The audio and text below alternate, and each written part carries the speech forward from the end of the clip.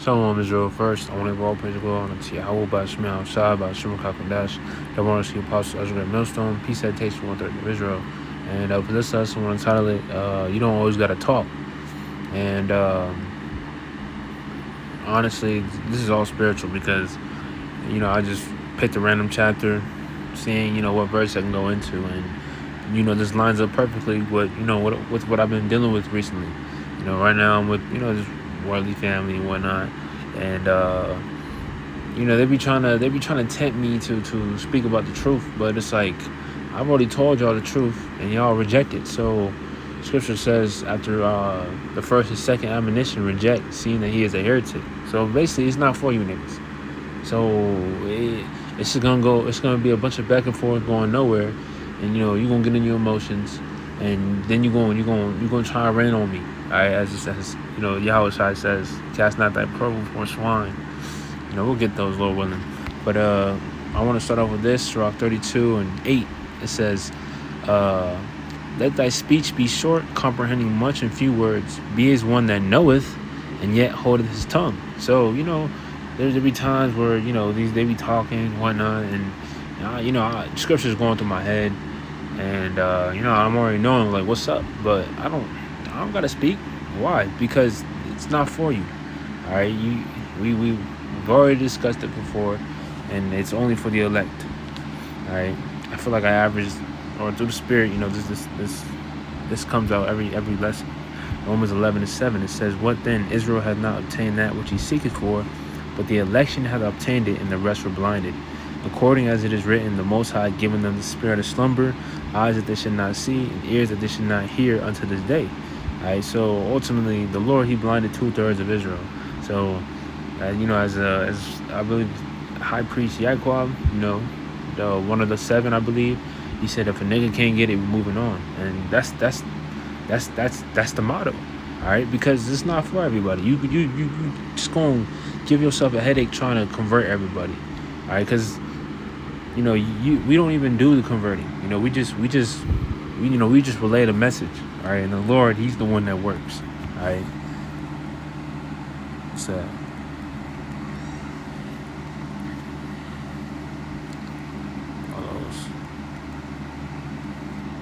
1 Corinthians 3:6, it says, I have planted, Apollos watered, but the Most High gave the increase. So then neither is it he that planteth anything, neither he that watereth, but the Most High that giveth the increase.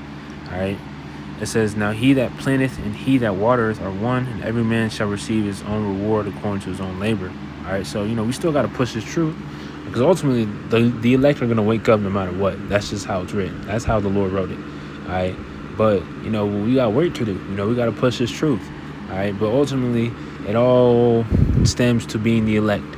All right, that's the Lord. He's the one that truly activates the elect. The elect waking up. We don't. There's no soothing words. There's no magic words we say to activate the elect. All right, it's all of the Lord. Yahweh by Shemel Shai. All right, and that goes to show. That goes to say that. We just push this truth. All right. Let's go. Let me go to let's get the answer.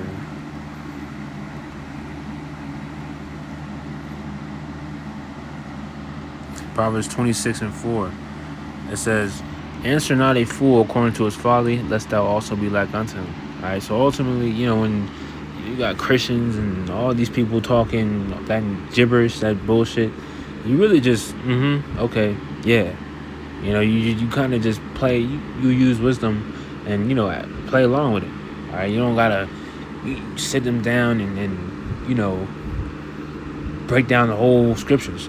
All right, now obviously you try the spirit by the spirit. You gotta see if they're worthy to perceive it. All right, you don't just tell this truth to everybody. All right, because as the scripture says, Matthew 7:6, it says, give not that which is holy unto the dogs, neither cast ye your pearls before swine, lest they trample them under their feet, and turn again and rend you. Let's look at that word rend. Matthew 7:6. All right, Matthew 7. And 6, it says, don't waste what is holy on people who are unholy. Don't throw your pearls to pigs. They will trample the pearls, then turn and attack you. All right? Because it cuts them. This truth cuts them. All right? Let's get rend. Rend, to tear in pieces, break forth. To distort, convulse, of a demon causing convulsions and a man possessed. All right, so these people got all types of demons on them. All right, this truth cuts their spirit. This truth is a light. All right, John 3 and 19, it says, and this is a condemnation, that light is coming to the world, and men love darkness rather than light because their deeds were evil. So, these people, they hate the truth. Why? Let me keep reading. It says, for everyone that doeth evil hateth the light, neither come into the light, lest his deeds should be reproved. All right, so, when you come into the truth, you got to change. But these people, they love this world. They love being demons, all right? Because these people got demons. Even before we were in the truth, we had demons on us, all right? But this truth, it cleansed us. The word of Yahweh Shemel cleansed us. Now, we don't do certain shit, all right? Or we don't even tolerate certain shit, all right? But these people, they hate the light, all right? Because it disturbs their demons, all right? And ultimately, this truth is a two-edged sword, as the scriptures say. All right, let's get that Hebrews. I believe it's Hebrews 6. Hebrews 6 and or is it?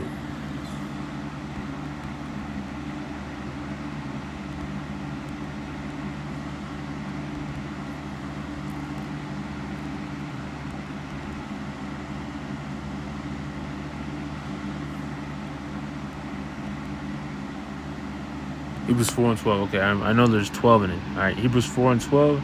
It says, for the word of the Most High is quick and powerful and sharper than any two-edged sword, piercing even to the dividing asunder of soul and spirit, and of the joints and marrow, and is a discerner of the thoughts and the intents of the heart. So ultimately, this truth, it slices you, to the core. There's days it even sliced us. I could attest. There's certain things just damn, should I be doing this? Say lineups or something like that. Just something small or something, or even big. I can't really name off the top of my head what, but I'm sure you brothers have been cut too. But it's the truth, and guess what? We gotta accept it. You can't do certain shit, and or the Lord gonna fuck you up. All right. So, and then that's just that. All right. But let's see if I can find any more scriptures, and if not, we'll end it off there. Poems made. You don't always gotta speak.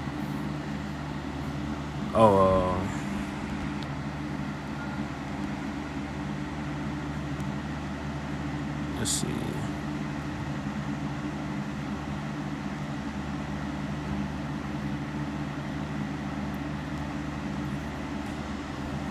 Let's see.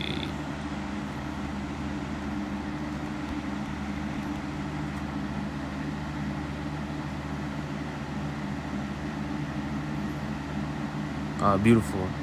Psalms 39 and 1, it says, I said I will take heed to my ways, that I sin not with my tongue. I will keep my mouth with a bridle, while the wicked is before me. All right, so that all goes back to having wisdom. Applying wisdom, knowing when not to speak. All right, because you don't always gotta speak. All right. I was thinking about a quote, but forgot it. All right. This is a good one. Beautiful. I'll get these two good ones, and I'll end it off there. All right. It says Proverbs 21:23. It says, whoso keepeth his mouth and his tongue keepeth his soul from troubles. All right. So you save yourself a lot of trouble, and a lot of just unnecessary bullshit if you just close your mouth. You don't gotta speak. All right. You say something, and boom, these people are rubbed off the wrong way, and then you gotta you just gotta start conversing and shit. You gotta start trying to, you just gotta go back and forth. All right, when that all could have been avoided if you just been okay, you could have just closed your mouth. All right, I'll end it off on this one. Oh, I lied. Let me get this. Sirach 20:6, it says, some man holdeth his tongue because he had not to answer, and some keep his silence knowing his time. All right, so, like earlier, my cousins, they were trying to, it's just certain, instances where they kind of want me to speak, provoke me to speak about the truth, but it's like, nah, like, it's not the time and place for that, all right? But it says, a wise man will hold his tongue till he see opportunity, but a babbler and a fool will regard no time. All right.